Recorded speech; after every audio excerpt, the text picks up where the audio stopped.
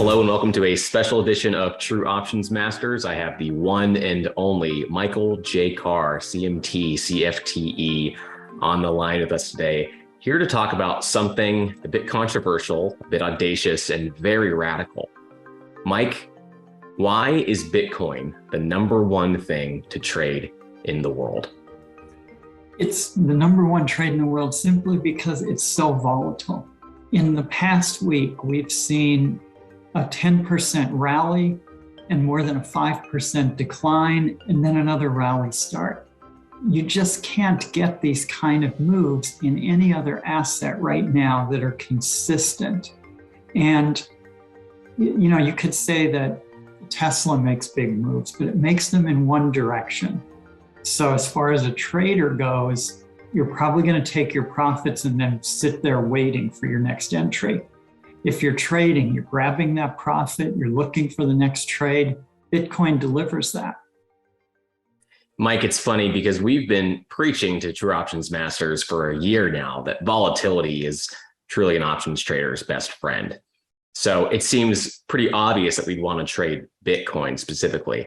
I think this is interesting because I think everyone gets Bitcoin wrong, right? They think it's one thing, they think it's another thing, but when it comes down to it, it's just a great way to make money. So I saw an article by Amber Hessler this week on True Options Masters saying, Bitcoin is beanie babies. And think of it that way. I think it was in our Sunday options arena. So it's not a money. It's not a collectible for the masses. It fills a niche that some people just want. So some people have a beanie baby and they don't know what it's worth. They don't care what it's worth. Some people are the same with Bitcoin. They just want to have a Bitcoin. And it's never going to serve an economic purpose because it simply isn't set up to. And I think that's what's being lost here. So many people believe it's going to replace currency. Well, El Salvador tried. It did not work. When you think about the last two bubbles in Bitcoin, Mike, I mean, what happened in 2017 in the stock market, right? The stock market soared that year because Donald J. Trump got elected. And what went up the most that year? Bitcoin went up 2,000% that year. And then what happened again most recently? 2018 was a bit of a hiccup for the market, but 2019, 2020, 2021, massive years for the stock market. And as the speculative euphoria after the pandemic started just sending all speculative assets to the roof, it happened again.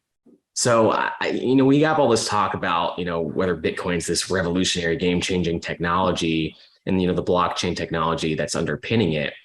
But at the end of the day, it's just a great thing to trade. Well, you're right. But blockchain can be separated from Bitcoin. So blockchain could go on to be the ultimate technology of the next decade. That's not what Bitcoin is about, though. And you're right, Bitcoin soars when the stock market soars. Traders are risk on, risk off.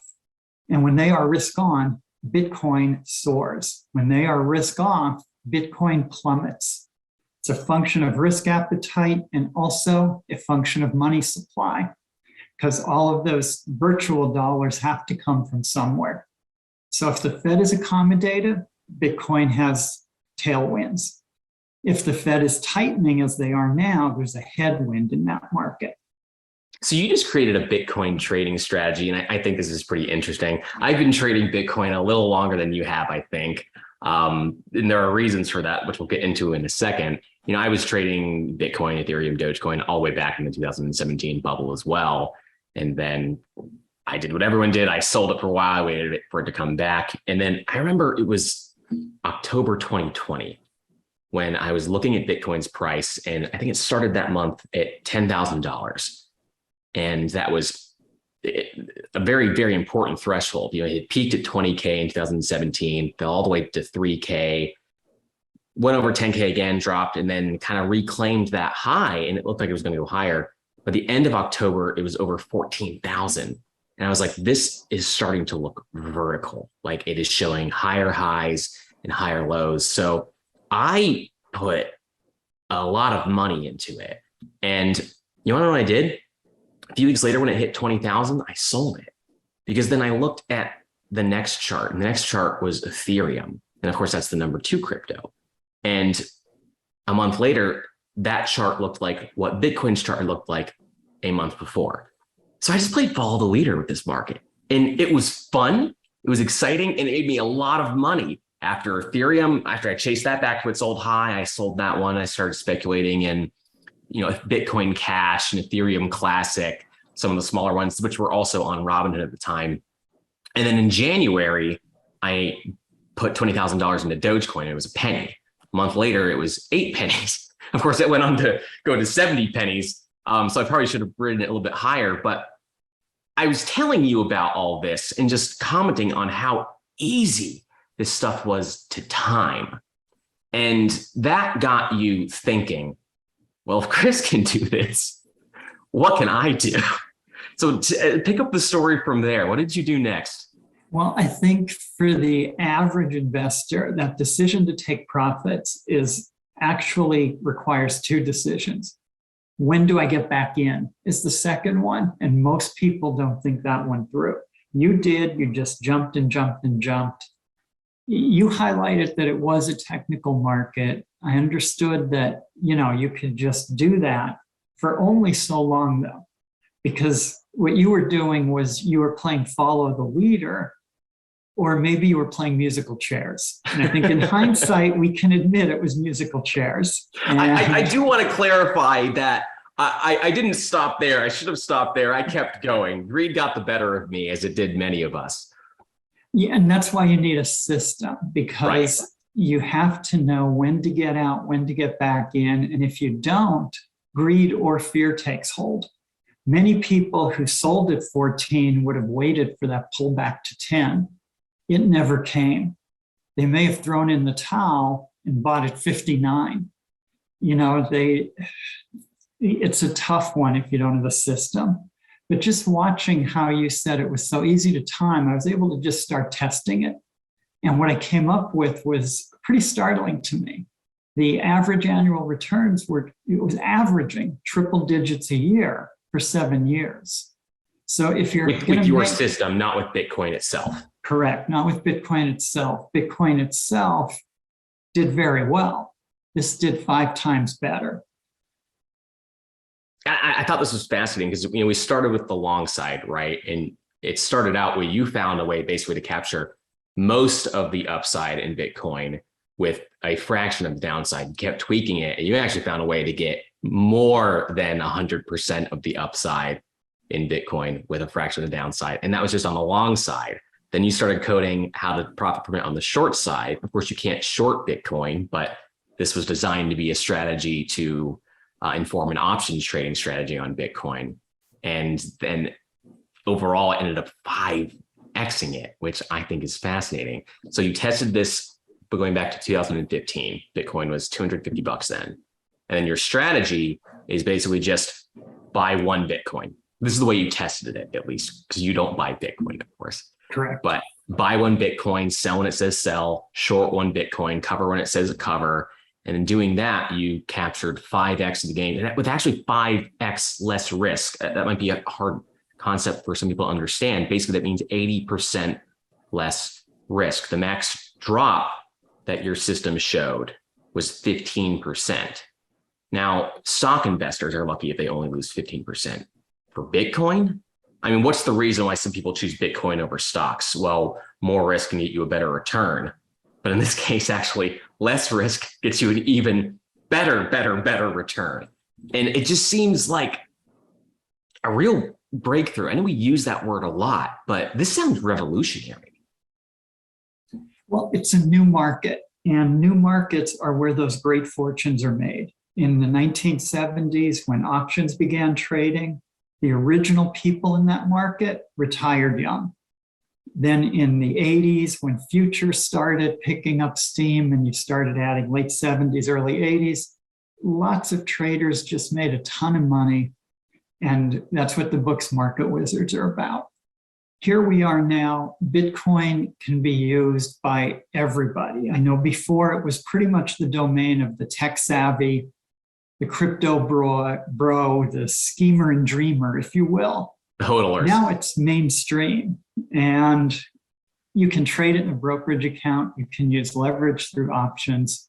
It's now to the point where anybody can do it, and even I can understand how to trade it. Yeah, I think that's so important because there are some people, they're just never going to open a digital wallet, right? And they might be right to do that. I mean, we work with somebody who had a lot of Ethereum in a separate account, and he's basically been locked out of an account now because it was basically this sketchy third-party website that showed a massive return for a while. But I mean, at this point, you might as well just be putting your, illegal drug money in some, foreign bank that is just going to get closed out when the country goes legitimate, right? I mean, it's no better than that in some respects, opening these digital wallets. Now we can trade Bitcoin in a regular brokerage account, and that's massive. That's a game changer. So you can trade the most tradable thing in the world now without having to jump through all these hoops. And now you can trade options on it so you can invest less money to potentially get an even better return. It sounds like the wins just keep stacking up. It's like win, win, win, win, win. Like all of this stuff is meant to favor the retail investor, the individual trader.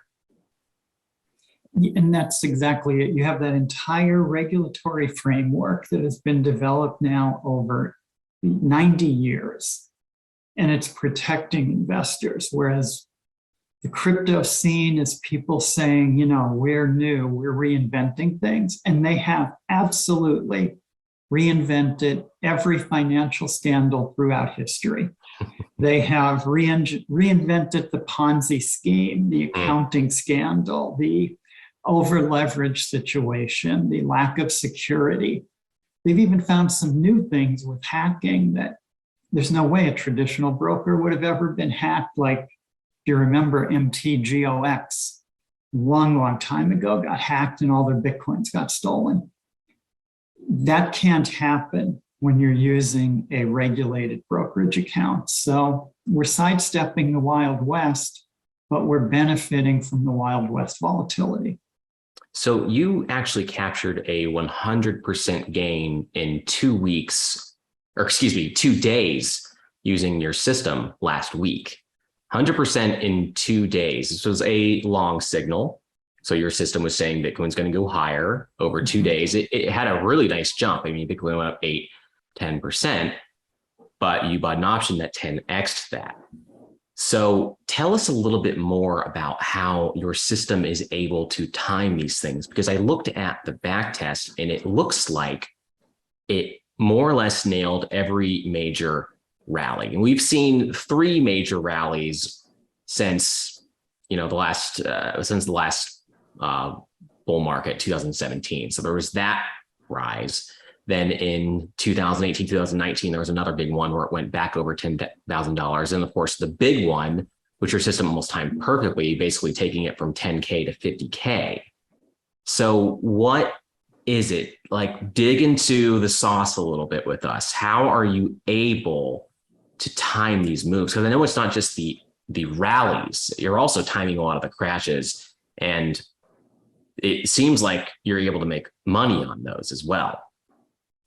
That's right. About half the gains come from the declines, half from the rallies. So we're really doing well on this. And it's a variant of that popular idea to buy the dip. So what we're doing is we are using a moving average to determine the direction of the trend, and then momentum indicators to time the entry into the trend, kind of trying to reduce those false trades. And it works because momentum and moving averages measure emotions. And that's all Bitcoin is. It's a giant emotional vacuum where people assign what they want to assign to it. And a lot of people are assigning greedy ideas out into that cloud-based realm. That's what's pushing it up. Then fear comes in. Technical indicators are designed to measure greed and fear. So any technical strategy should work well on it. We've just come up with one that works very well in back testing and now in real time as well.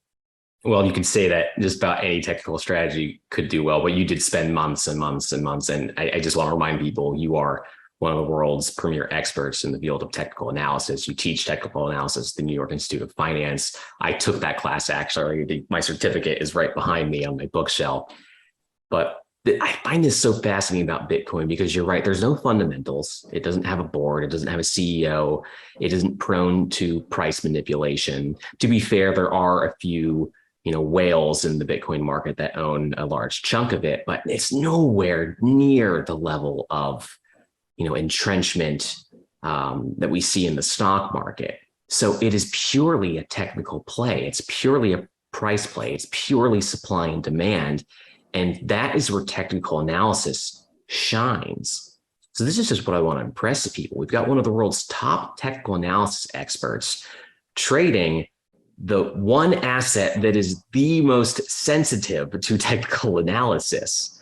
And it just seems like such a huge opportunity. And I know in your system, it shows a buy signal, for instance, that buy signal can last for weeks. I mean, in that time, you could recommend 2, 3, 4, 5, 6 different options trades all going up and potentially make money on every single one. So we just saw 100% gain in 2 days last week. I know you're looking at adding more trades, but I just can't get over, one, how big of an opportunity this is. And secondly, just how much it makes sense. It seems like the planets are aligning with this thing. We now have an opportunity to trade options on Bitcoin, thanks to the SEC. They approved BITO, which is the first ticker that launched with, it tracks the price of Bitcoin and it has options on it. We've got this system you back tested that shows massive outperformance without using options at all. And now with options, we could potentially do a lot more than this.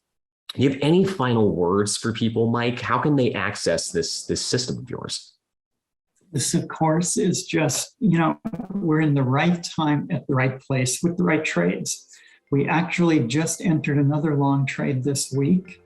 And of course, for more details, there's a link down below.